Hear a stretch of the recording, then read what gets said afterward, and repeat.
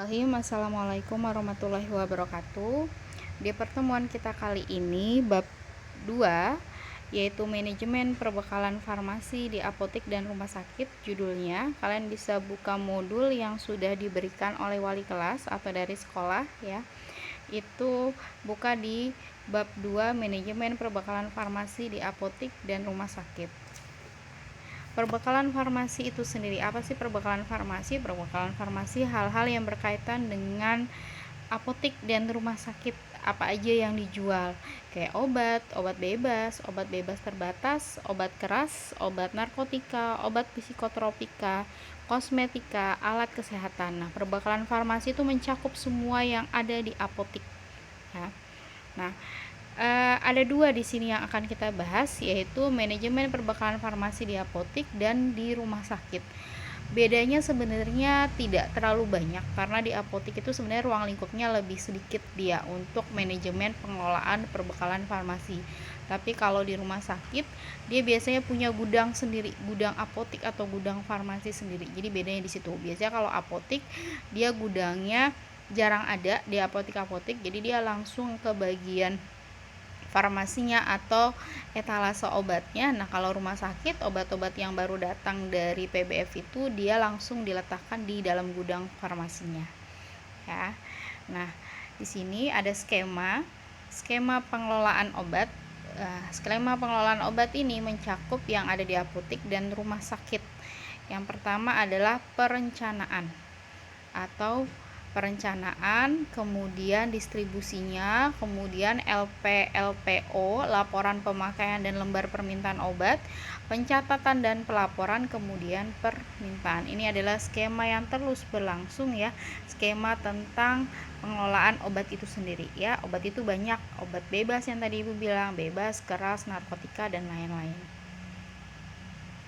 Nah, yang kita bahas pertama adalah pengelolaan sediaan farmasi dan perbekalan kesehatan lain di apotek. Sediaan farmasi itu apa sih? Sediaan farmasi yang tadi Ibu bilang dia termasuk dalam perbekalan kesehatan. Perbekalan kesehatan apa? Obat bebas terbatas, narkotika, kosmetika, alat kesehatan, dan lain-lain. Itu terdiri dari yang pertama, seleksi atau selection dan perencanaan. Seleksi atau pemilihan obat merupakan proses kegiatan sejak dari meninjau masalah kesehatan yang ada di apotek, identifikasi, pemilihan terapi, bentuk dan dosis, menentukan kriteria pemilihan dengan memprioritaskan obat esensial, standarisasi sampai menjaga dan memperbarui standar obat. Ya, jadi sebelum kita melakukan pengadaan obat ya, kita membuat perencanaan. Obat-obat apa aja sih yang akan kita pesan atau akan kita beli ke pabrik besar farmasi. Ya, jadi itu kita seleksi dulu, karena obat-obatan itu banyak sekali ya, ribuan bahkan ratusan ribu obat yang ada di Indonesia ini. Dan satu penyakit itu banyak sekali obatnya. Contoh kalau misalnya batuk atau demam aja. Kalau misalnya kita lagi pusing, demam, itu macam obat demam itu banyak sekali di Indonesia ini. Nah, jadi sebelum kita melakukan pengadaan atau membeli obat ke PBF, itu kita melakukan perencanaan, menseleksi obat-obat apa aja yang harus kita pesan ya. Yang kedua adalah pengadaan perbekalan farmasi. Pengadaannya seperti apa? Pengadaan yang pasti kita membeli secara langsung dari pabrik besar farmasi ya, atau memesan by telepon, by email, dan lain-lain. Yang B, produksi pembuatan sediaan farmasi. Nah, pembuatan sediaan farmasi maksudnya gimana, Bu? Yang biasa kita racik di pelajaran praktikum resep itu kita membuat sediaan farmasi. Di apotek dan rumah sakit itu kita juga membuat sediaan farmasi ya. Sediaan farmasi obat batuk hitam, sediaan farmasi salisil tale, gitu biasanya apotek-apotek dia ngeracik sendiri. Jadi dia beli bahan baku, dia ngeracik sendiri. Tapi kebanyakan sekarang mah sudah ada yang instan, jadi langsung dari pabriknya sudah ada yang jual, jadi kita tinggal pesan aja seperti itu kalau nggak mau repot apoteknya. ya. Yang C adalah donasi atau hibah. Ini misalnya diberikan dari pemerintah, obat-obat yang memang misalnya gratis. Biasanya kan puskesmas tuh disuplai dari pemerintah obat-obatnya. Nah, itu donasi atau hibah sebutannya. Nah, metode pembelian obat di apotek itu ada 3. Yang pertama adalah kredit.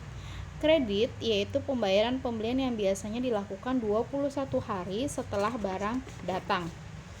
Ya, itu kredit. Jadi obatnya kita terima dulu, baru kita bayar nanti setelah beberapa hari. Yang kedua adalah COD atau cash and delivery. Ya, jadi ketika barang datang itu langsung dibayar. Yang ketiga adalah konsinyasi. Apa itu konsinyasi? Konsinyasi adalah obat yang dititip jual oleh distributor dan pembayaran dilakukan setelah barang sudah laku dijual di apotik.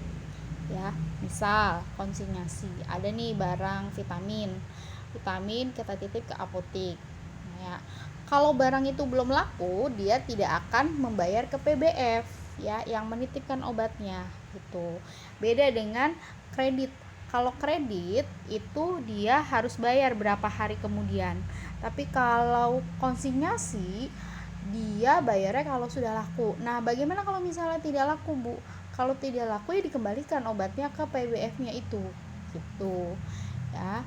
Nah, jadi emang kalau konsinyasi kalau misalnya sudah mendekati expired dan tidak laku-laku, kita segera konfirmasi ke PBF-nya gitu, biar dia juga oh ya bagaimana nih follow up, oh ya bagaimana ini, apakah mau diambil aja atau tetap ditaruh di apotiknya gitu, dengan resiko yang mungkin akan melewati tanggal expired. Next, masih dengan sama. Yang ketiga adalah penerimaan.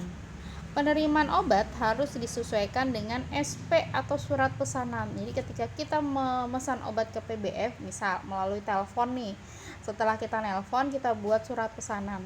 Ketika PBF datang, surat pesanan itu diberikan ya, dengan menyamakan segala hal yang terdapat dalam obat yang telah dimesan. Misalnya pesannya berapa, 1 box, 2 box, atau pesannya berapa botol, 1 botol, 2 botol, dan lain-lain ya.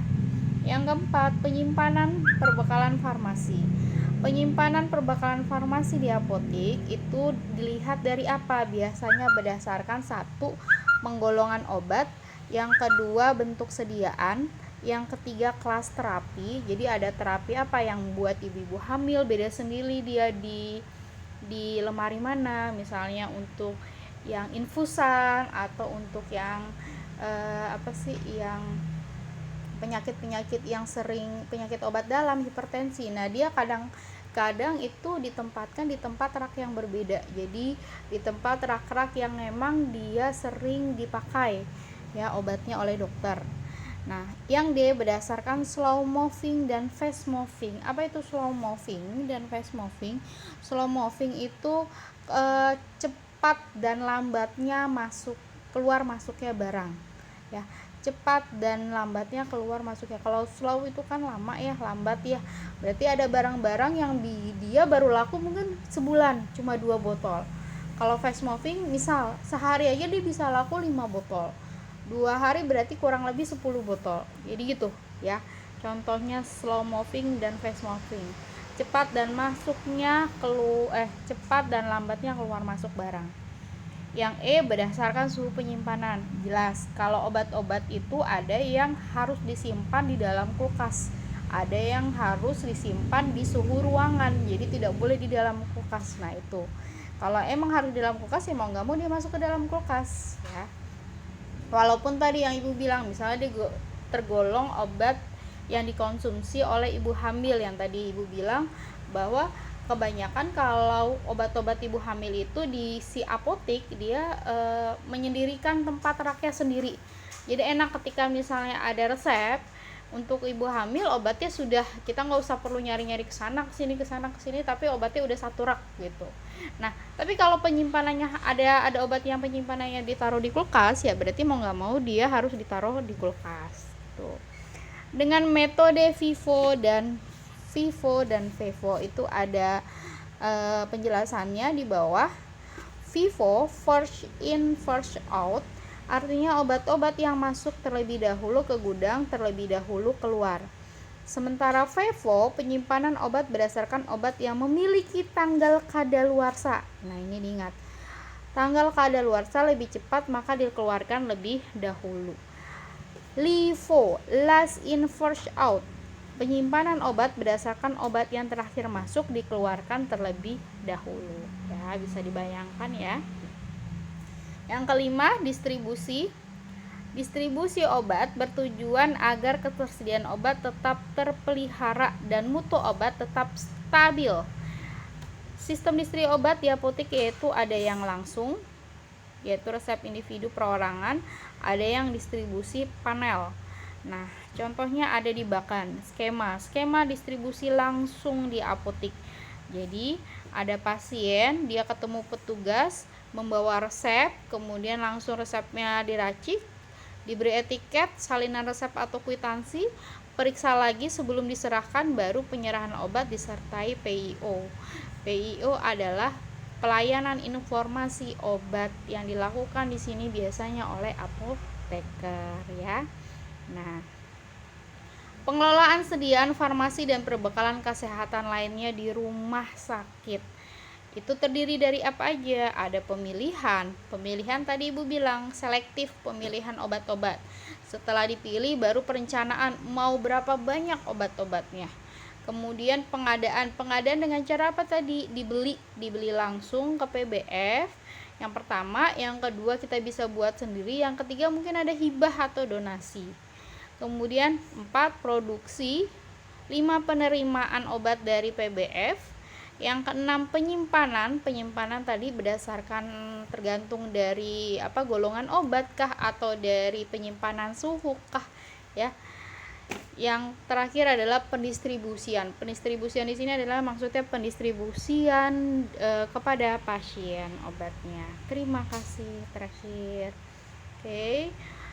Mudah-mudahan cukup jelas apa yang Ibu sampaikan. Nanti tugasnya silahkan dikerjakan di buku tulis. Jangan lupa di tiap buku tulis atau lembar buku tulis di atasnya diberi nama kalian dan kelas biar jelas itu kerjaan siapa. Kalau ada pertanyaan silahkan langsung japri Ibu melalui WA. Terima kasih ya, Ibu cukupkan. Wassalamualaikum warahmatullahi wabarakatuh.